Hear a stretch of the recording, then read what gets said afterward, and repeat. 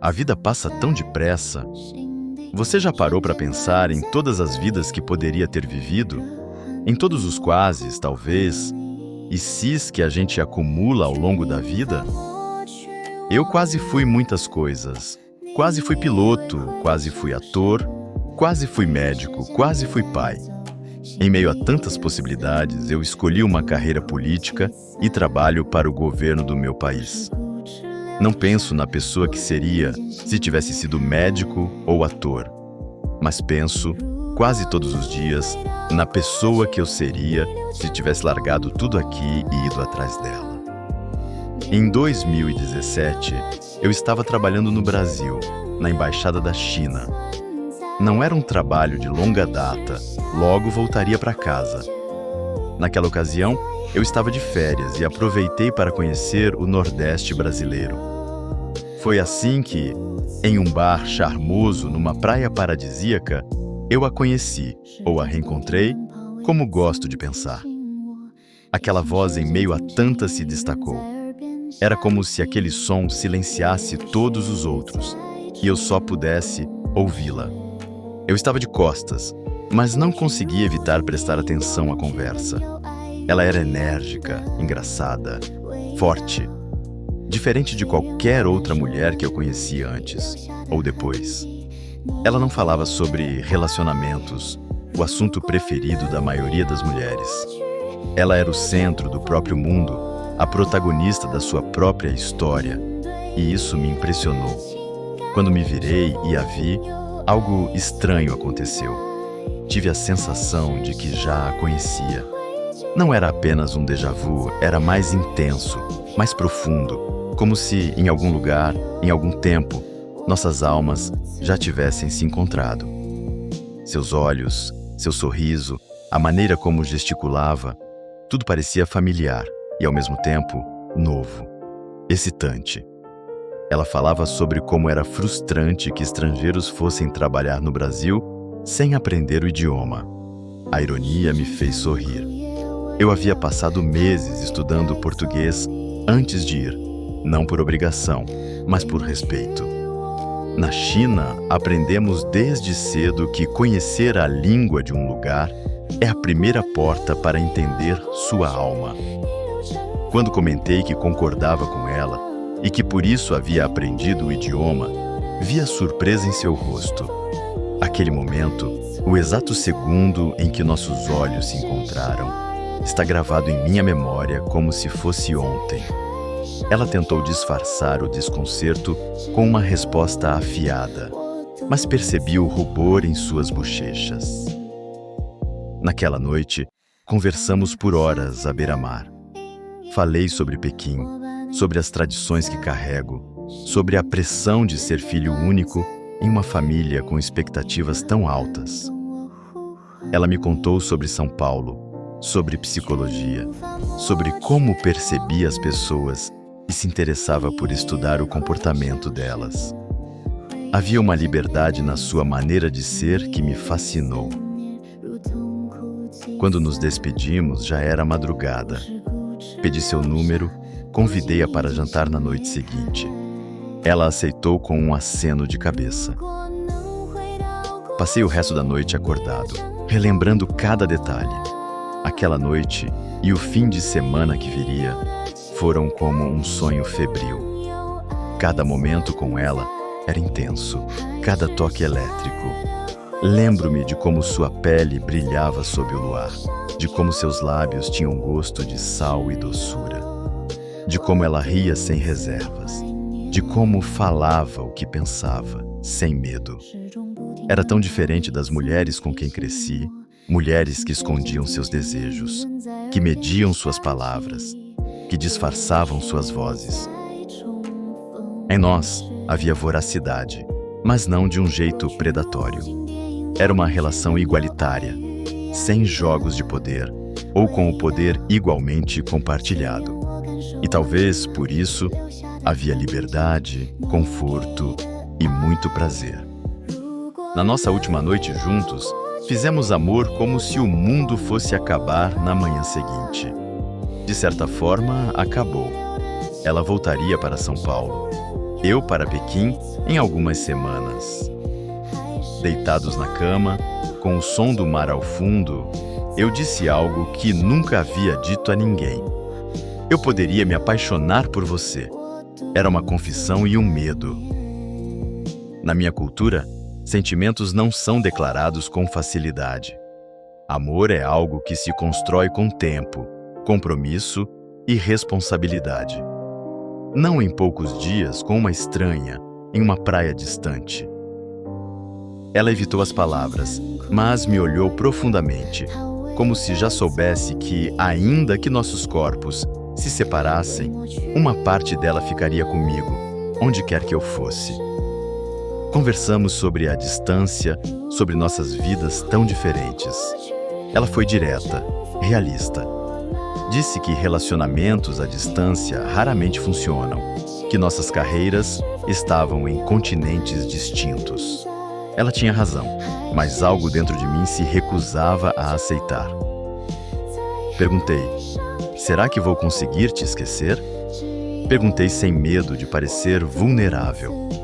Ela evitou a resposta, mas a forma como acariciou meu rosto e me olhou profundamente foi o suficiente para que eu escutasse o que ela não ousava dizer.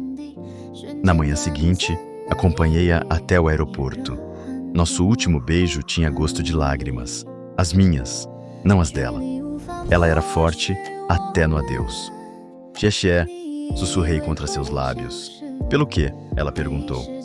Por existir, por ser você e ter compartilhado um pouquinho de você comigo. Ela me olhou e sorriu docemente. Me deu um último beijo e foi embora sem olhar para trás. Nunca mais nos falamos. Nossas vidas seguiram, ou pelo menos, a dela seguiu.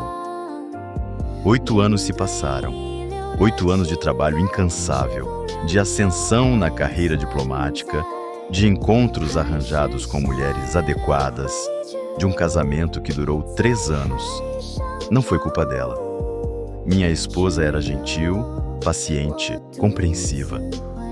Mas mesmo tentando seguir em frente, mesmo tentando amar de novo, eu ainda sonhava com uma praia no Brasil, com uma mulher de cabelos curtos e opiniões fortes, com alguns dias que pareciam conter uma vida inteira.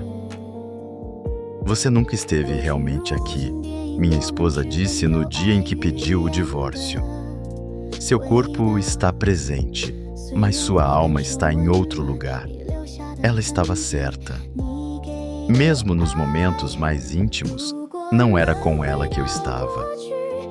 Foi durante uma conferência em Singapura que a vi novamente, em uma notícia sobre uma psicóloga brasileira que havia desenvolvido um método inovador.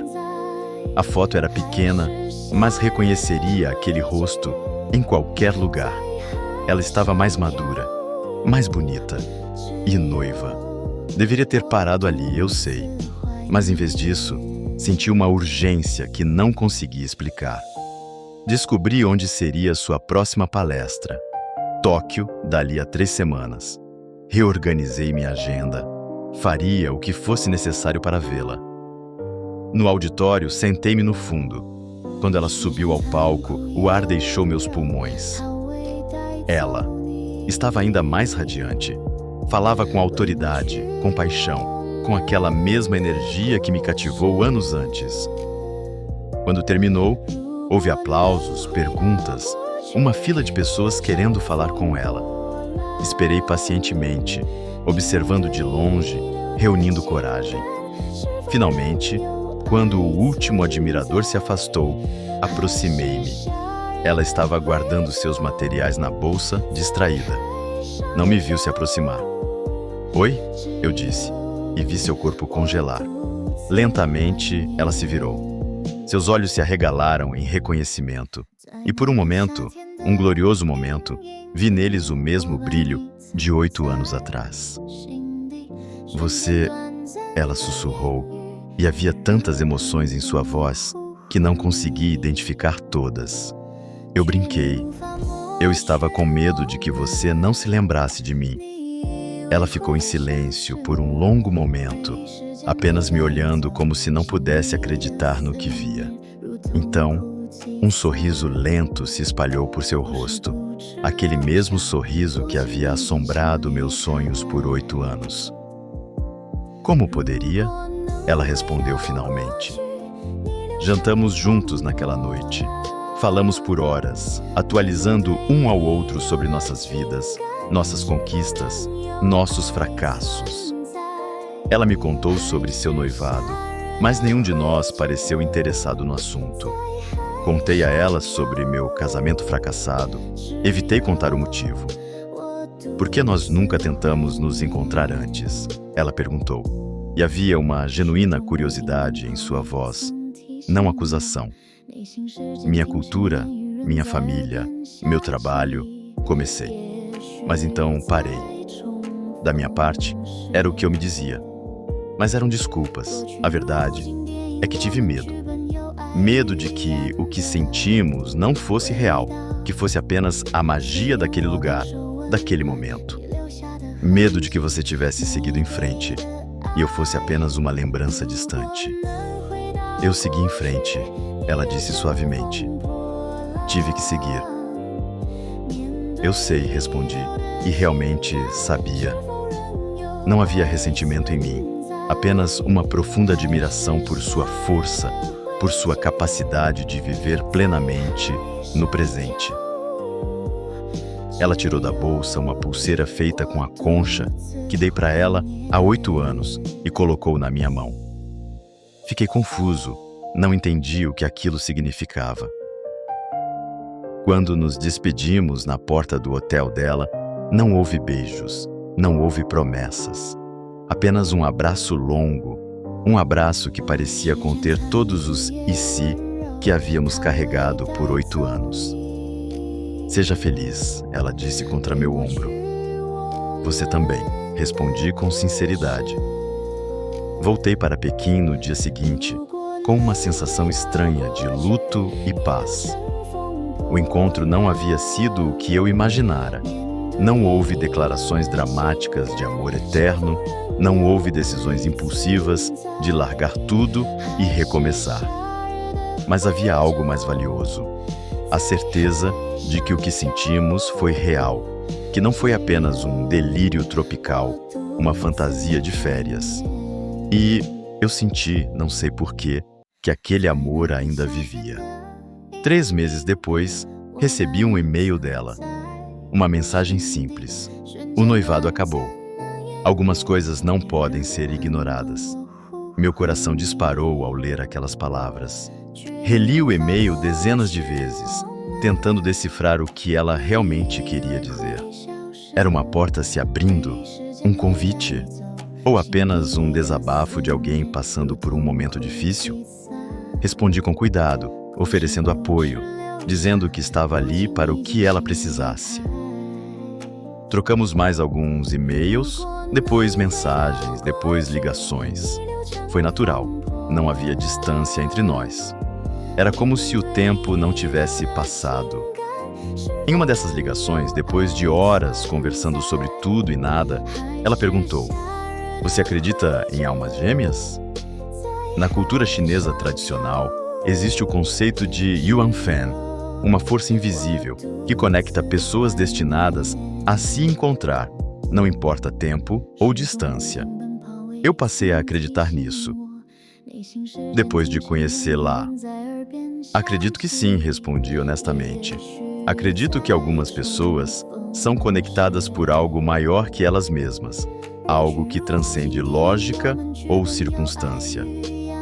Houve um silêncio do outro lado da linha, e então, estou indo a Pequim no próximo mês, uma conferência internacional de psicologia. Meu coração parou por um segundo, depois acelerou como louco. Ficarei feliz em te mostrar a cidade, consegui dizer, tentando soar casual, mesmo que minhas mãos estivessem tremendo. Não é só a cidade que quero ver, ela respondeu, e havia um sorriso em sua voz que fez meu corpo inteiro aquecer. As 3 semanas seguintes foram as mais longas da minha vida. Preparei tudo meticulosamente. Reservei os melhores restaurantes, planejei os passeios mais impressionantes, limpei meu apartamento como nunca havia feito antes. Queria que tudo fosse perfeito. No dia de sua chegada, esperei no aeroporto com o coração na garganta. Quando a vi saindo pelo portão de desembarque, o tempo pareceu parar. Ela usava um vestido simples, o cabelo um pouco mais comprido do que eu lembrava e carregava apenas uma mala pequena. Nossos olhos se encontraram através da multidão e foi como se 8 anos não tivessem passado. Corri até ela, ignorando protocolos, ignorando olhares curiosos. Quando nos abraçamos, foi como voltar para casa depois de uma longa, exaustiva jornada. Você está aqui, sussurrei contra seu cabelo, mal acreditando. Estou aqui, ela confirmou, e havia uma certeza em sua voz que não estava lá há 8 anos atrás. Os 7 dias que se seguiram foram mágicos.